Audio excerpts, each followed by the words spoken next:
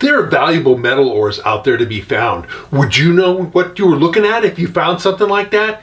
Geologic experts say that there are undiscovered mineral deposits. Now, the obvious stuff like gold and silver, people have been searching for those for centuries, but there are stuff out there now that are high tech that really wasn't recognized as valuable even a century ago, but now they're super valuable. We have, of course, precious metals, like I say, but there's high-tech metals that are essential and critical for our modern high-tech society. And, in the United States, but also in other places, Canada and Australia too, there are essential things that we don't produce ourselves. And some of them, we're dependent on people that, to be honest, countries that don't like us at all. I mean, not like, oh, they're our friends, sort of, but they really would rather see us be unsuccessful. And President Trump, like him or not, has kind of made a push for developing some of these critical materials ourselves so that we're not so dependent on other people to give us stuff that we really need. And so I'm doing this video to kind of encourage you along that line, that if you contact some valuable metal when you're out there, or be it any other kind of metal, any kind of mineral that's valuable when you're out there exploring or even in your own backyard, if you find something valuable, you want to be able to recognize it. You want to be able to know what it is and know what its value is. So we're going to dive deep into this and take a look at 4 groups: the precious metal group, the high-tech group, the standard base metals, and then the iron and alloys. And you might think iron is not that important. Yeah, alloys are critical to the things we make and build. So we're going to dive into these and get started right away. Now, ores are just natural concentrations where the normal forces of geology have come together in a certain way to produce a natural concentration of some valuable commodity, some valuable mineral or minerals that have come together because of a certain geologic process. That's really all ore deposits are, is just natural concentrations. And sometimes they're big and sometimes they're small. Obviously, big, rich ones are more valuable than small, low-grade ones, but still, depending on what you have, they may be valuable. So let's get started by starting with the standard, the precious metal group. And then this, of course, is gold and silver, platinum group, and even diamonds. Let's take a look.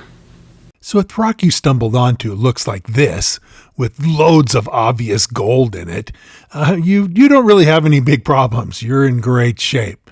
But the truth is, most gold ores don't look like this, full of gold. Even if the ore you happen to find looks like this, which has a whole lot less gold than the last specimen, still, you're in great shape. But again, most gold ores don't have any visible, or at least easily visible gold in them.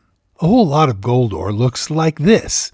This is a chunk of white vein quartz stained heavily with rusty brown iron and iron manganese that's black. And so you get, this kind of an appearance. Now you could take a powerful, like a 10 times hand lens, and very carefully go over the entire surface of this rock, and you would never see a single speck of gold. But if you were to crush it down, because this is gold ore, if you were to crush it down to sand or powder size really, and then carefully pan the crushed rock out, you would get a number of little specks of gold. And those little specks are hidden within the rock because, of course, you can only see what's on the surface. You can't see what's inside. Again, a whole lot of gold ore looks like this, a quartz vein material, quartz vein ore, very similar in appearance. However, a huge amount of gold ore in the United States, in fact, the biggest gold-bearing region in the U.S. is in Nevada, the most productive anyway, and it produces ores that look like this. This is a Carlin-type ore. The gold can only be seen with a microscope, so you couldn't see it if you had a 10 times loop looking at it. And look at the sign. It says it only contains a little more than 1/10 of an ounce per ton. That's 1/10 of an ounce in a ton of rock. No wonder it's hard to see the little individual bits of gold. Another type of gold ore that's been hugely productive is this material. This is not a vein. It's basically a layer in a sedimentary rock. You can see the little pebbles that were once gravel that made up this rock, but after long heat and pressure, it's just been squeezed into one solid rock. And this is the Witwatersrand gold ores of South Africa. It's produced millions and millions and millions of ounces for many years and still one of the great producers of the world. So this is also gold ore. Next, let's take a look at some platinum ore. Now, this rock doesn't look anything special or unusual. It's an igneous rock with crystals of the various minerals in it. But you can kind of see over on the left-hand side of the rock, kind of more toward the edge, there's some blobs of kind of brassy, sort of yellowish material. Those are sulfide minerals, and that's what makes this ore valuable. It's those sulfide minerals in the rock. And those sulfide minerals have some nickel and some copper, but are valuable mostly for their platinum group metals. In this ore, that means mostly palladium, but it also contains platinum and the rest of the platinum group metals in smaller amounts. Now, a lot of the richest silver ores have a kind of a sooty black appearance, but of course, there are plenty of other minerals that are kind of a sooty black appearance as well. So just that appearance doesn't mean it's silver, but it could be. So here's a chunk of silver ore from a vein, a quartz vein with silver, and you can see the black sooty spots on this, especially in the middle there. And it's the same mineral as what I just showed you. It's a silver sulfide, very rich in silver content. These primary silver ores are often rich in other sulfides as well, in addition to just the silver sulfides. The last specimen I showed you had very little other sulfides other than the silver, but this has a mixture of both silver sulfides and a number of base metal sulfides. Sometimes near the surface, the silver ores can become oxidized, and you'll get products like this silver chloride and sometimes little wires of metallic silver. And finally, let's take a look at diamond. Now, I know diamond isn't a metal, but it does kind of have an ore called kimberlite, and this is a natural diamond in its kimberlite host rock. And you can see the kimberlite is basically a breccia, a rock made up of fragments of other rocks glued together. Next, let's take a look at the high-tech group. And this is, of course, things like lithium and uranium, rare earth metals, and stuff like that that have specialized applications that are really necessary.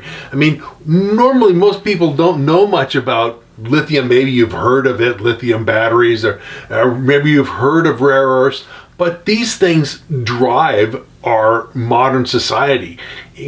Without certain rare earth elements, we wouldn't have color TV.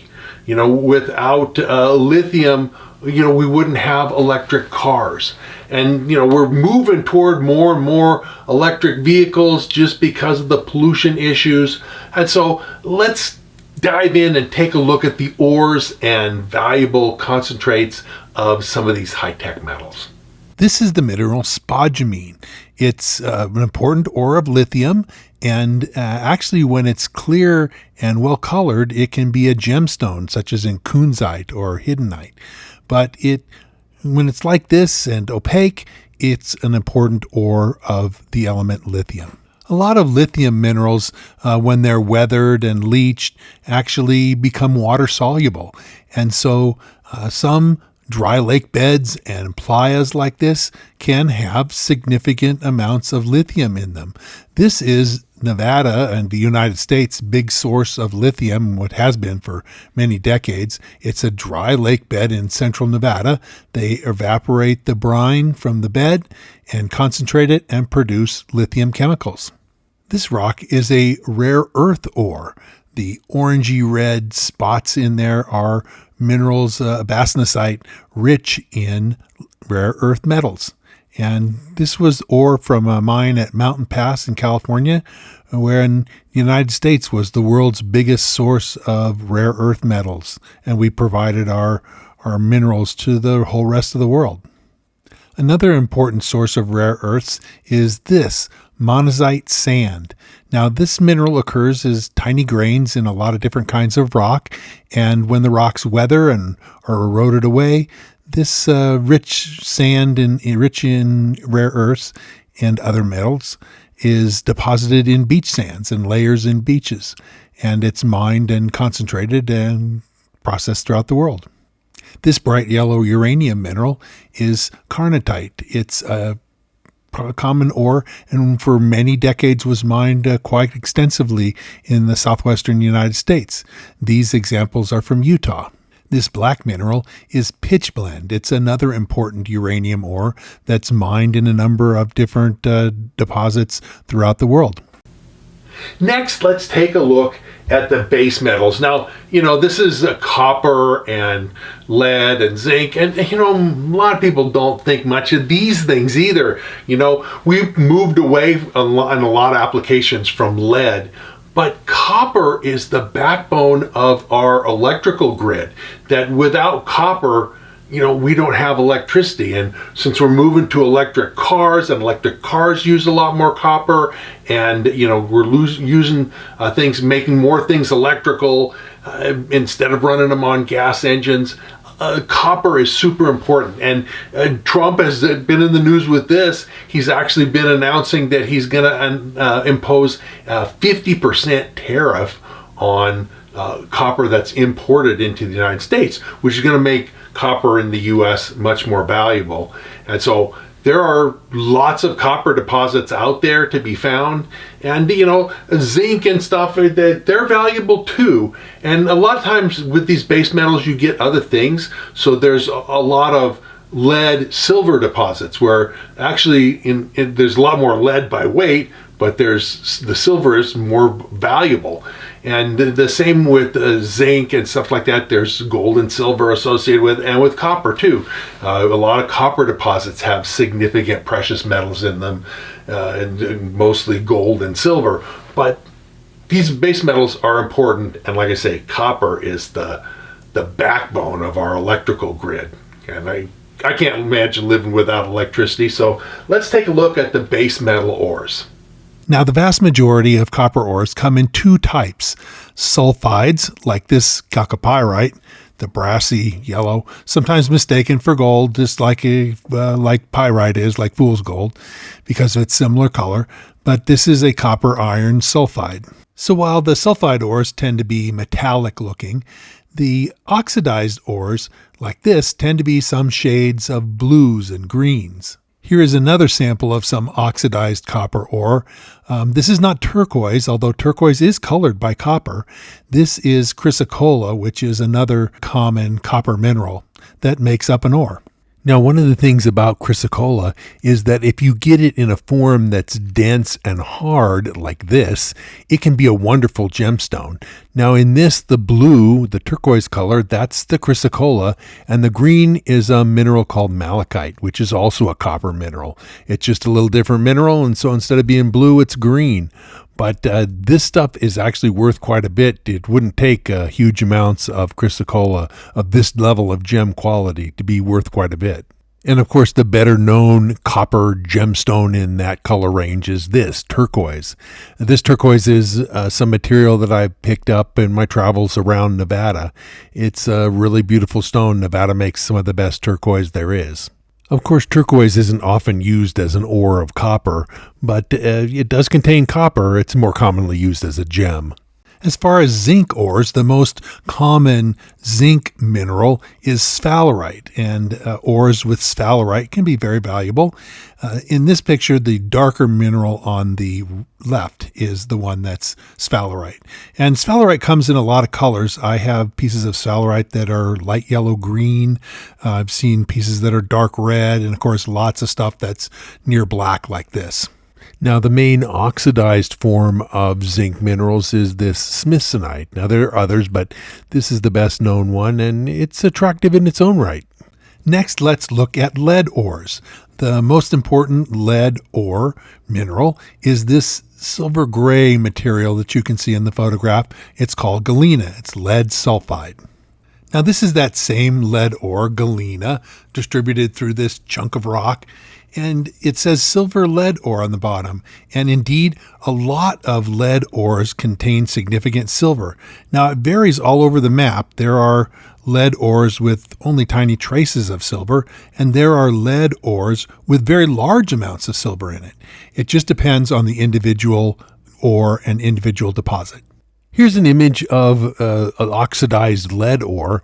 The core, the center circular area that's silver gray, that's still the same galena that we've been looking at, but you can see it's been attacked from the outside, layers going in by this gray brown material, and that's cerussite. It's a form of lead. It's a lead carbonate, but through weathering and stuff, the galena has been attacked and converted to this cerussite. Now, the silver that was in the galena in the core, and when this all was galena, is still there. It hasn't gone anyplace, but the galena has been changed from lead sulfide to lead carbonate. Now finally, let's take a look at iron and the alloy group. Now these are metals that aren't as valuable by pound, but they're critically important. They're necessary for structures and things that we make that have important alloys that give steel properties that we wouldn't otherwise have. So they're critical for our high-tech society too. And some of them, in nickel and cobalt, are important for battery metals too. So they kind of are both high-tech metals and iron alloy metals. So let's take a look at this group, the iron alloys, and iron. Of course, we'll look at iron ore, but also nickel and cobalt and chromium, molybdenum and vanadium and several. So let's take a look at these because they're also very valuable and critically important for self-sufficiency in the U.S. and other countries. Here's a chunk of iron ore. It's called banded iron, and the banded iron formations yield the bulk of the iron ore mined across our planet. This is a piece of garnierite nickel ore, and the nickel in the green is what gives it that color. It's a product of weathering, but it does contain a good amount of nickel. This beautiful pink mineral is erythrite. It's an ore of cobalt. It's an important cobalt mineral. Now, cobalt, like nickel, comes in both sulfides and oxidized minerals, but the colors of the oxidized cobalt can be very pretty. This is chromite, the most important ore of the element chromium. The green here does have some chromium in it, but it is the black material that really is the ore. Chromium is very important, not just for plating car bumpers, but also for all sorts of other requirements, including it's a major ingredient in stainless steel. So this is an important ore, and it's found in and around ultra-basic types of formations. This is the ore of manganese, and both the pink and the black contain significant manganese. It just depends on the chemical state of the manganese, what color it is. But all of it is manganese ore, both the black and the pink. And manganese is a very important element in many steel alloys. The gray here is molybdenum ore. Molybdenum is used in a number of different steel alloys, but it's also used as a lubricant and for a number of other purposes. This is patronite, one of the most common vanadium ores, and there's really not a visible vanadium mineral that you can see in this. It's just kind of a mixed material, and so there are actual vanadium minerals. This red-brown mineral is vanadinite, and it is a vanadium-rich mineral. It's just not common enough to be an important ore of vanadium. Now, there are some other valuable metals and minerals out there, but there's less common. These ones are the ones that, you might have a good chance to find something. And the truth is that being able to recognize these ores, because I've showed you pictures, but understanding the skill of identifying minerals and being able to look at stuff, do some tests on it, and determine whether or not this is likely to be a valuable mineral is a skill set, and to help you with that, with identifying different minerals, including especially ore minerals and stuff, and things that will point to indicators that will point to valuable deposits. I did a video on identifying minerals. It's kind of a little master class, and if you've ever thought about gaining for yourself the skill of how to identify minerals, well, this master class, it lasts a little bit, but it's a good class and will give you a really great introduction or brush up, if you've already had some introduction, brush up on how to recognize what minerals are what, because that makes a huge difference. Now, if your testing and your analysis of minerals looks good, really the thing you want to do next is to get an actual assay test. And there's different techniques depending on what you're looking at. There's different techniques for analyzing different minerals and actually determining a percentage of what valuable metal or mineral or other aspect of what your find is. And so there are people out there that do lab testing. And the whole thing of exploring for and finding valuable minerals is a skill. And it's something that's worth knowing and a skill worth having. And in order to give you more skill along those lines, I wrote a book called Fistful of Gold, and I want to tell you a little bit more about it. But I also want to tell you that I partnered with an outfit called High Plains Prospectors, and they have all kinds of prospecting equipment, everything from a simple gold pan for relatively inexpensive books, metal detectors, all kinds of things, sluice boxes, whatever you need. And so I'm going to tell you a little bit more about my book called Fistful of Gold that will help you with your skills of prospecting. And High Plains, my partner in supplying equipment, I'm going to tell you a little bit more about them both right now. This is my book, Fistful of Gold. It's an encyclopedia of everything you need to know to go out and find gold for yourself. It distills down my 45 years of experience out in the field prospecting, as well as my degree in mine engineering. It's, like I say, an encyclopedia. There's a lot to it. It's over 250,000 words long, hundreds of pages with hundreds of illustrations, teaching you what you need to know about geology, about mining districts, about techniques of finding gold. It covers metal detectors, sluicing, panning, dry washing, high bankers, you name it, it's covered in there. It talks some about platinum and diamonds, but it's mostly about gold because gold is more widespread. It is not so much a book about where to find gold, but a book about how to find gold.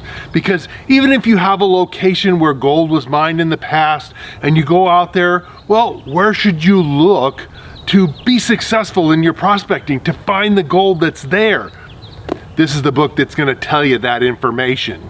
I spent most of 10 years writing this book, so I thought a long time about it. It's got, like I say, lots of information and lots of illustrations, and I've had results from people who bought it.